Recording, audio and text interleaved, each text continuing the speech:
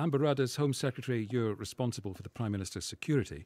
How was someone able to hand her a P45 during her conference speech? Well, we will look into that, and we will do that at pace. I'm not going to comment on the ongoing investigation that will be going on around this man. It was very disappointing that took place. Disappointing? Yes, very disappointing. What if he did acid? Well, he didn't. What he had was a P45, as we've said, and we will be looking into it. So at this stage, what can you tell us about how it happened? I'm afraid I can't. Because you don't know, or because you don't want to tell us? Eddie, it was a security breach. It is disappointing. We are looking into it. It would be wrong of me to say anything further, given it is ongoing. I wonder whether you want to reconsider that the full extent of this is just disappointing. I'm going to continue to follow what's going on. It's in the hands of the police, and we will make sure that we look carefully into how it happened to make sure it doesn't again. We had the prankster, we had the cough, we had one of the letters falling off the slogan on the backdrop of the set. Was this all a metaphor for Theresa May's leadership?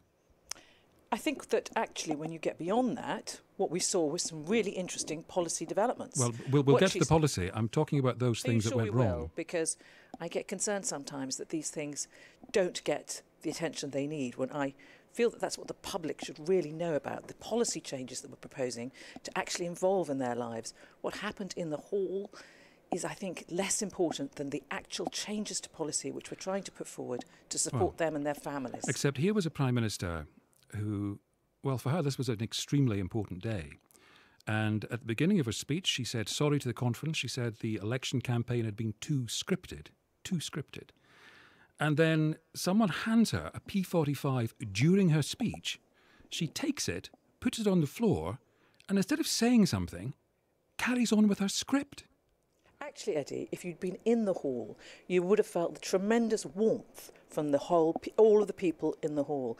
Before she carried on, she got a standing ovation, which was basically everybody supporting her, telling her that they were behind her, that they wanted to reassure her that they supported her in her leadership and in the speech she was giving. It actually was an incredibly strong gesture of support that came from everybody in the hall.